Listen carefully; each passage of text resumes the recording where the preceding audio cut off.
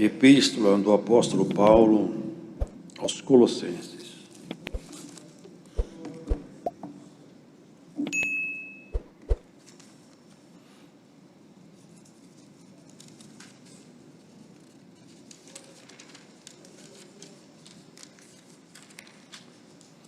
Capítulo 1.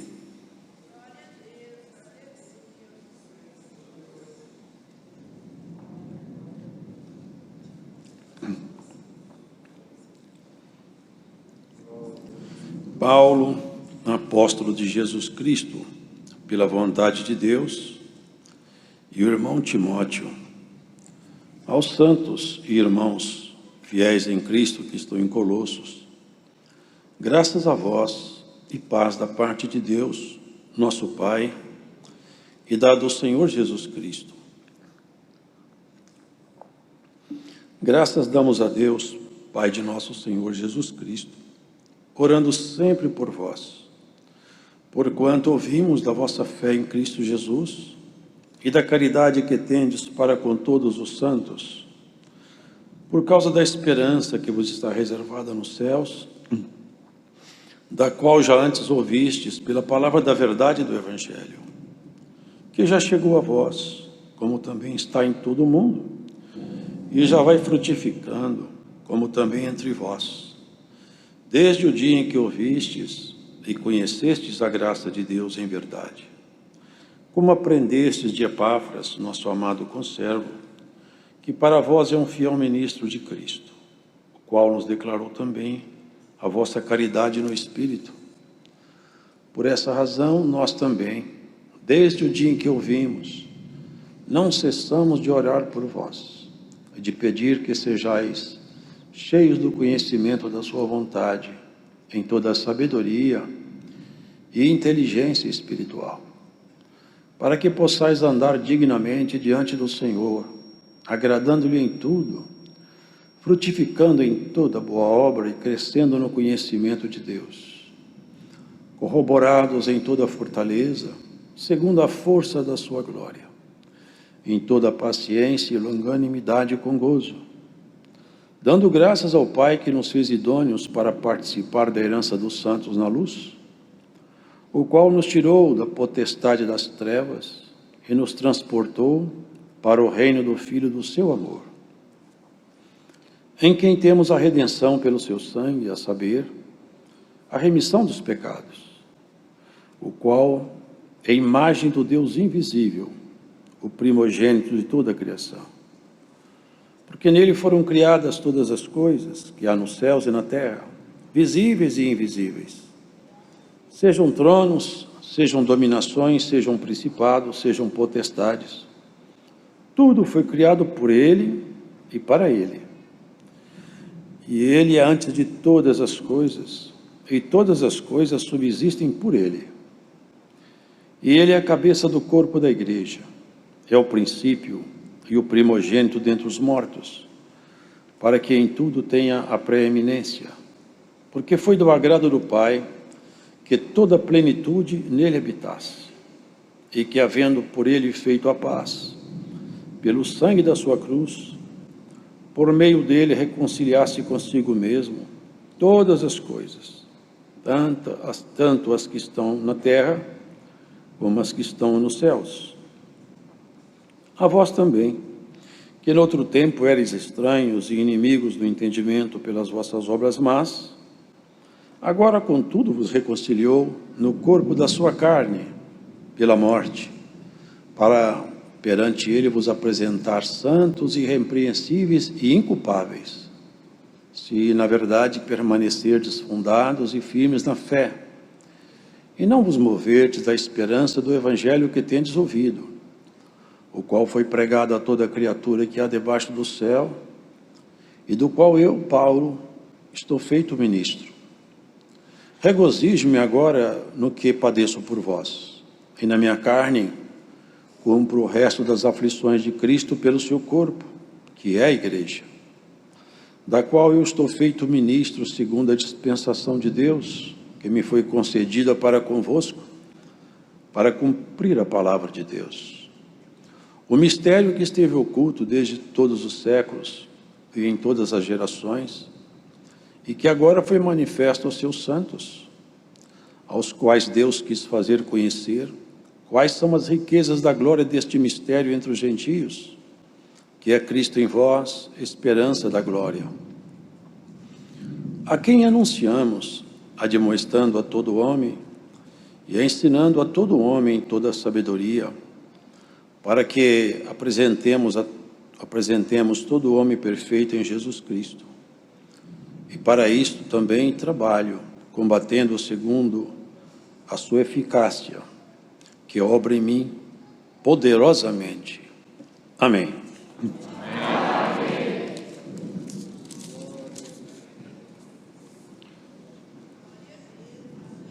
Aqui, irmãos, nessa epístola,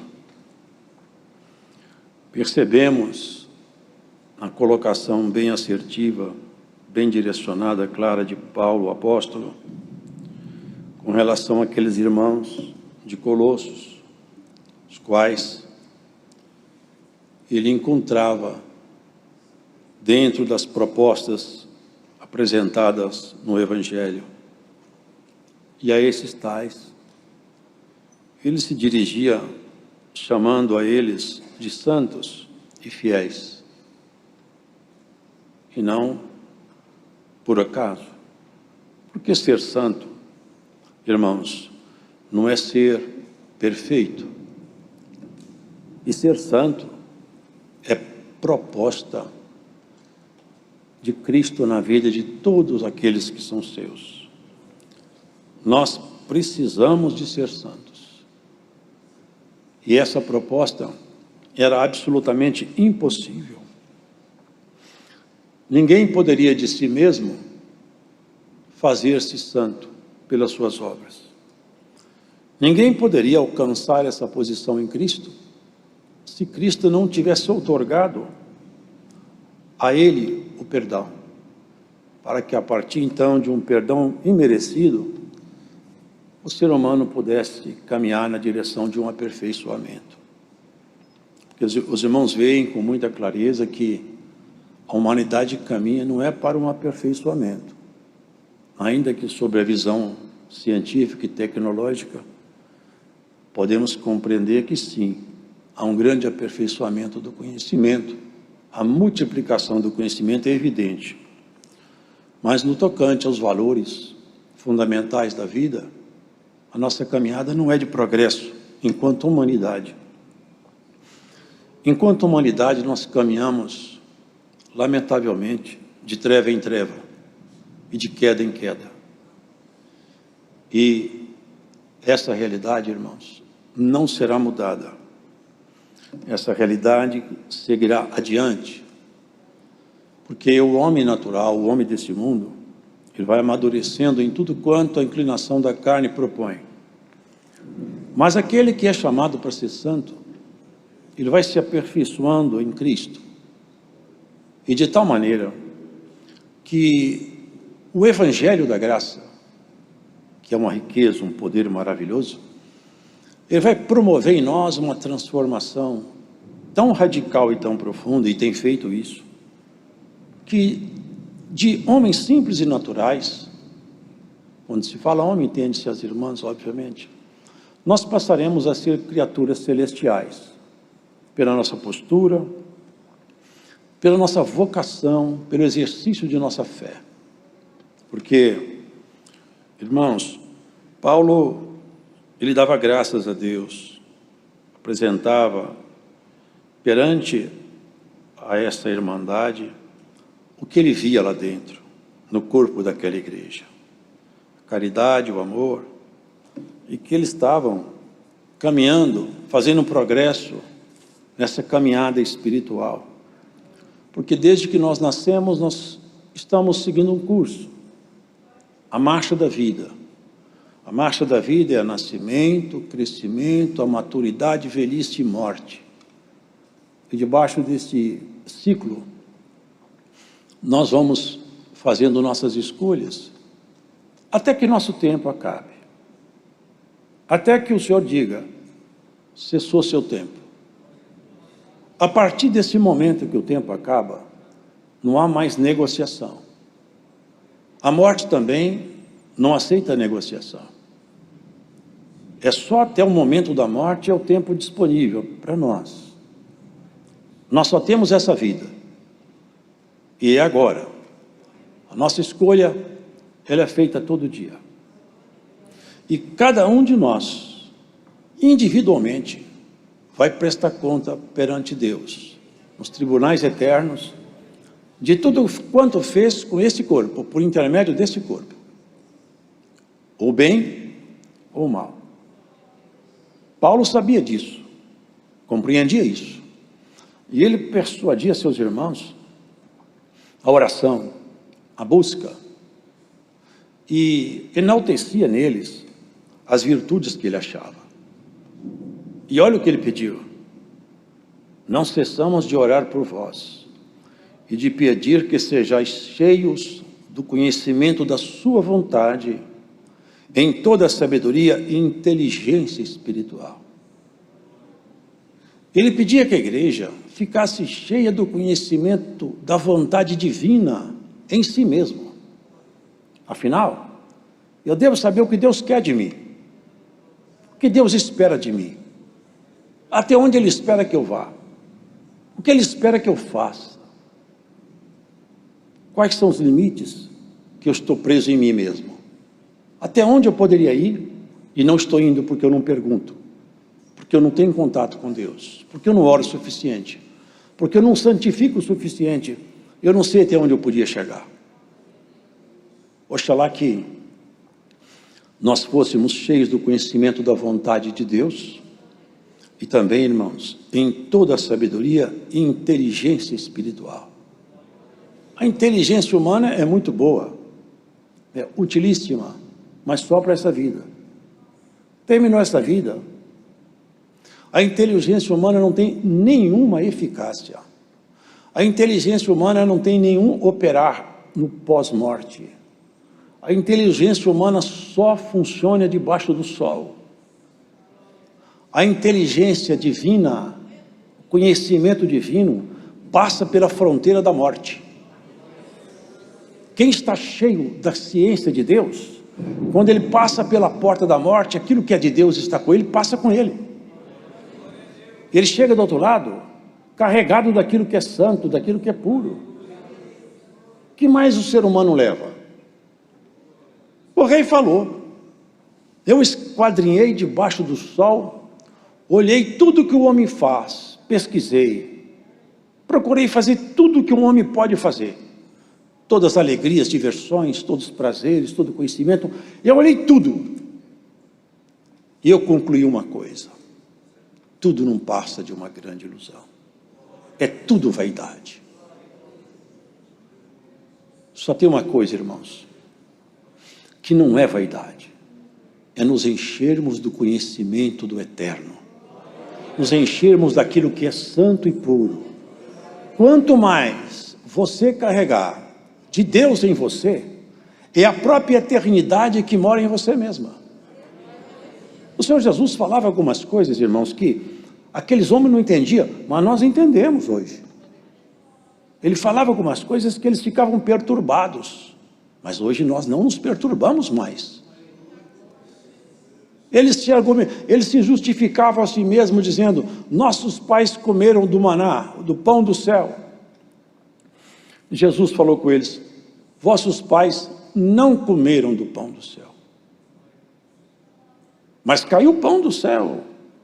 Nossos antepassados narram isso. Mas esse céu aí, ó, o pão que desce do céu sou eu. Quem come da minha carne e bebe do meu sangue não morre mais. Eles ficaram assustados. Mas que homem é esse? E que palavras são essas? Podemos comer da sua carne e beber do seu sangue? Quem não comer da minha carne e não beber do meu sangue, não tem parte comigo. Muitos discípulos foram embora depois desse discurso. Foram retirando. Um dos discípulos ainda foi admoestar o mestre. Está pesado esse discurso aí. Depois que o senhor começou a falar isso, seus seguidores foram embora. O senhor vai ficar sozinho. O Senhor falou com ele: vocês também podem ir embora, fica à vontade. Eles caíram em si mesmo. Pedro abaixou a cabeça e falou: não, Senhor, nós nunca escutamos palavras como as suas, nunca vimos autoridade como essa que sai de tua boca. O Senhor tem palavra de vida eterna. Ele confessou: o Senhor é o pão da vida. Nós vamos continuar. Isso, irmãos, é o segredo do Evangelho. A palavra de Deus, quando ela é alimentada, ela transforma, muda. Até mesmo as pessoas que ficavam de longe, vendo o operário do Senhor Jesus, foram atingidas, como um raio, pela sua virtude. Como Nicodemos. Eles julgavam Jesus: esse homem não é de Deus. Pode vir alguma coisa boa de Nazaré? Nicodemos falou: escuta, mas na nossa lei, um homem pode ser condenado sem ser ouvido? Porventura, você também foi enganado por esse charlatão aí?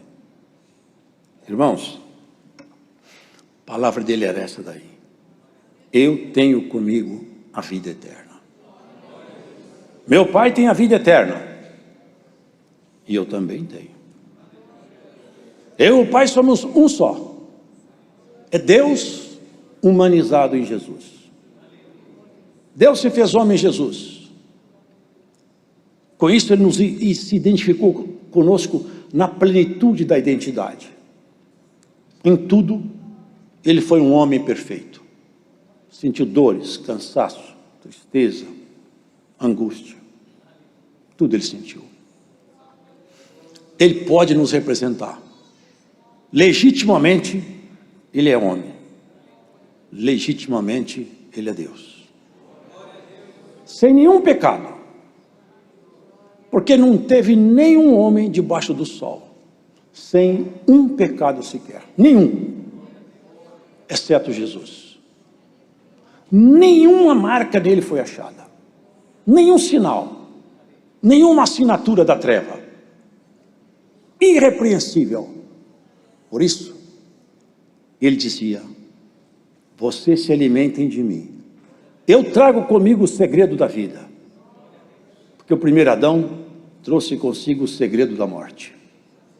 E todos morreram. Eu tenho comigo o segredo da vida.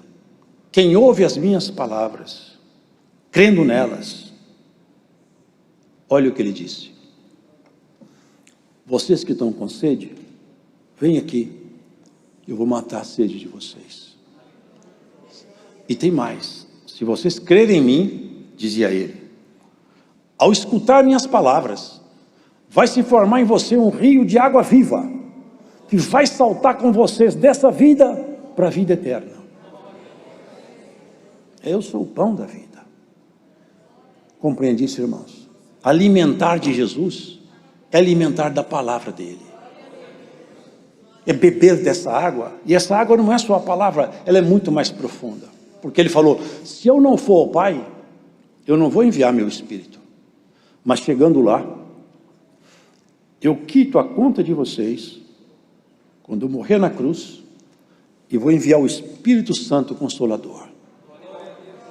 Exatamente o que ele fez. Foi num dia de festa, sabe, irmão, o Senhor Jesus, era um dia de festa.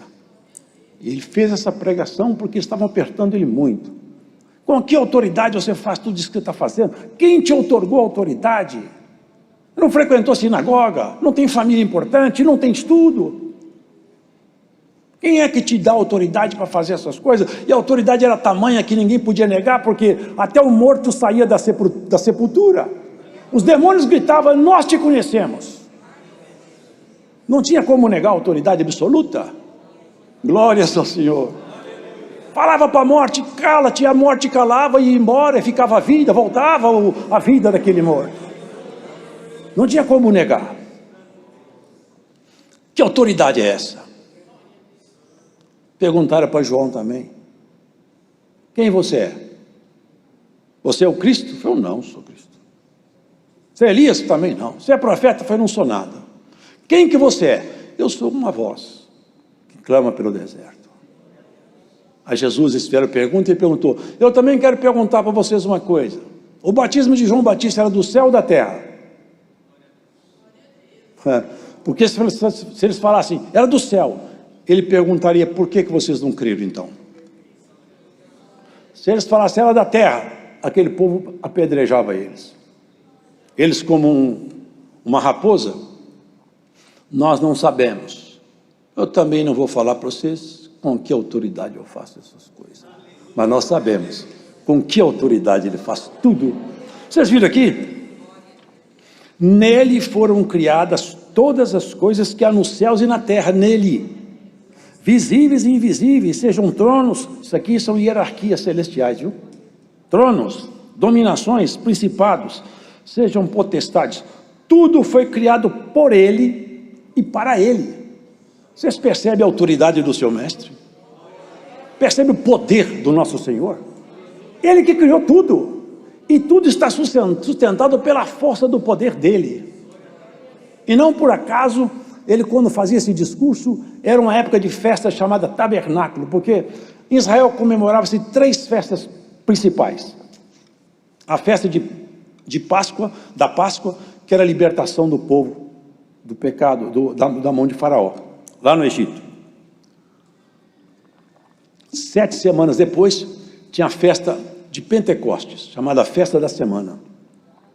E depois, no 7º mês, a última festa, que era chamada Festa de Tabernáculo. Essa festa, ela tinha uma particularidade. Aquela primeira festa, os irmãos conhecem. A Páscoa representava a soltura do povo hebreu, que também fazia figura Jesus, que viria como Cordeiro Pascal. Cumpriu-se em Jesus quando ele foi crucificado. 7 semanas depois, tinha uma festa chamada Festa de Semanas. O povo saía para colher os primeiros frutos do campo e entregava para o sacerdote. Era a festa da semana, os primeiros frutos de Israel. Era uma oferta ao Senhor. Depois de 7 semanas da Páscoa, Cristo foi crucificado na época de Páscoa. 7 semanas depois, aconteceu um evento maravilhoso, que muitos hoje falam que não existe mais.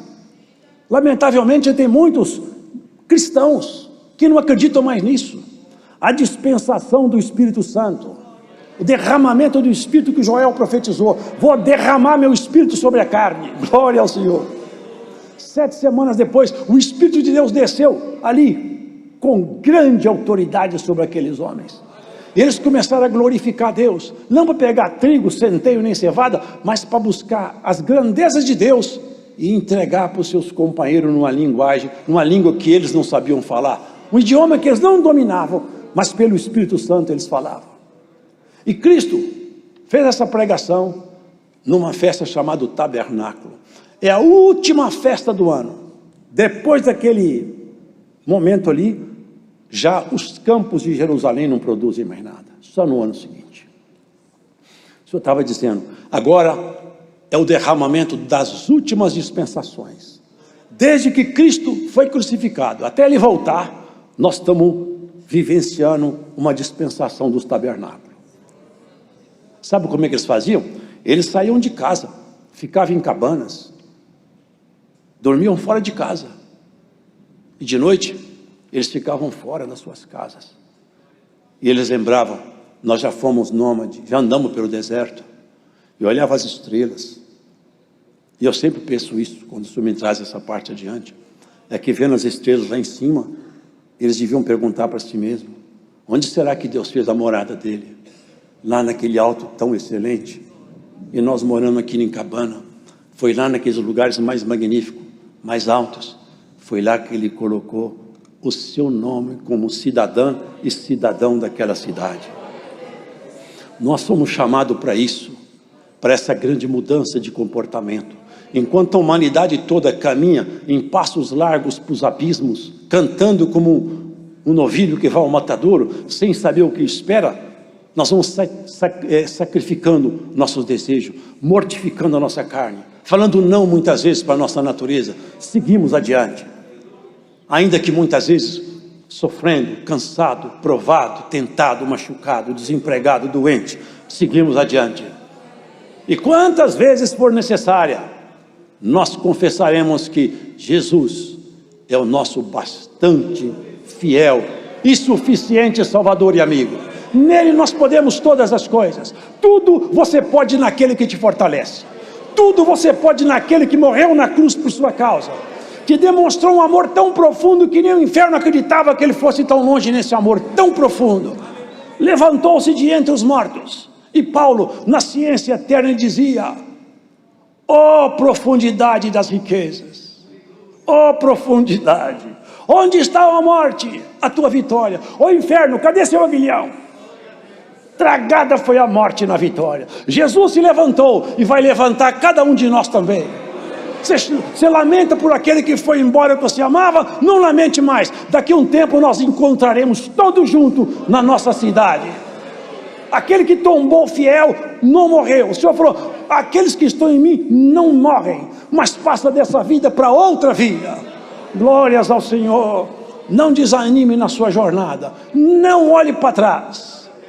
Aquela mulher de Ló olhou para trás e virou uma estátua de sal. O Senhor falou: aquele que mete a mão no arado, se ficar olhando para trás, não é apto para fazer aragem. Meteu a mão no arado, segue adiante.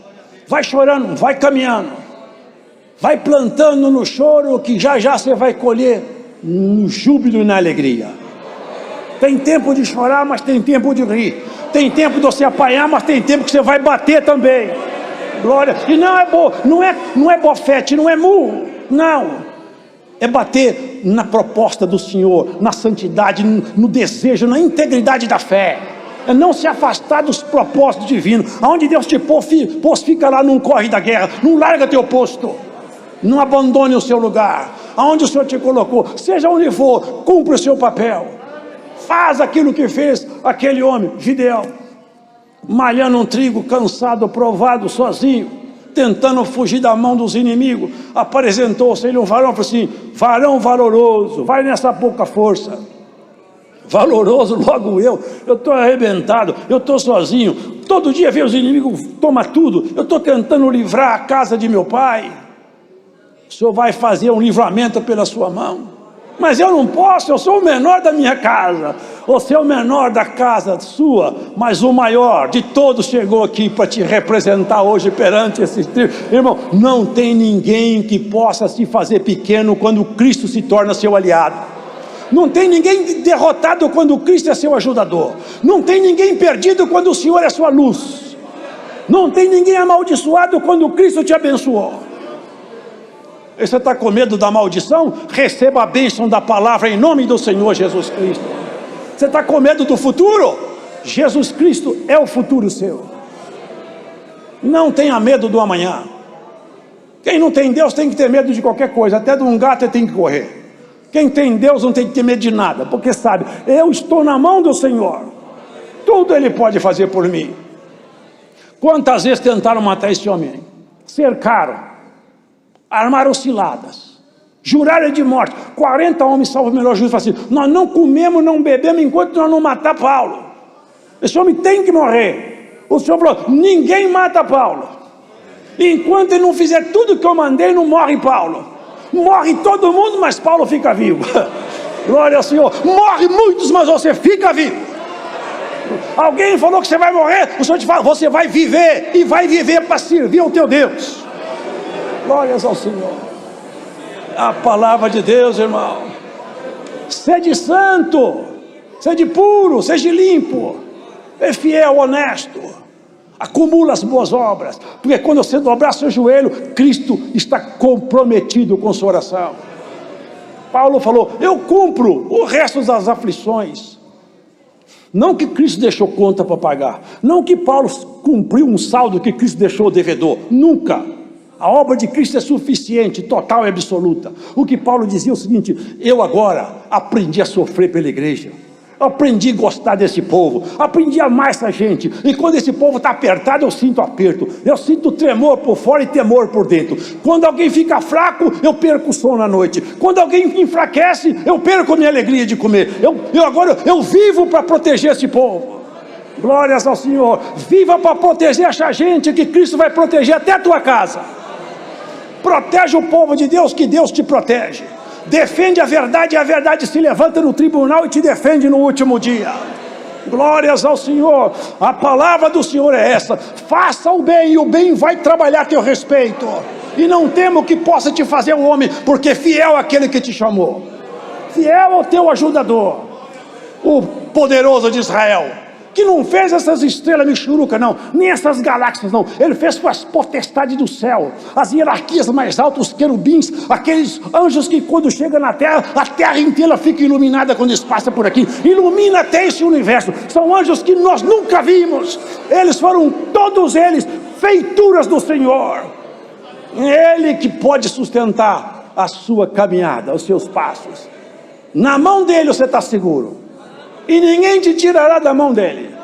Ou porventura tem algum espírito que teria a petulância, a coragem, a ousadia de se apresentar perante o Senhor e desafiá-lo a teu respeito? Antes escondido pelas cavernas do inferno que eles andam. Glórias ao Senhor. O Senhor te chama de bem-aventurado, de bem-aventurada. O dia do Senhor vem vindo. Prepara-te para aquele grande dia. Prepara-te para o grande encontro. Não olhe para a esquerda, não olhe para a direita, não olhe para trás. Muitos correram da guerra. Naquele dia vão ficar com muita vergonha, quando se levantarem os heróis da fé, os novos heróis da fé. A Maria, João, Pedro, Tiago, José, Antônio, todo mundo vai se levantar. Herói da fé, você venceu, mulher, você venceu, homem. Tome a porção do teu Senhor. Entra no gozo, no regozijo que não acaba. Você dorme de noite, aonde vai sua alma? Quem toma conta de você? É o Senhor que vela por ti. Deus seja louvado.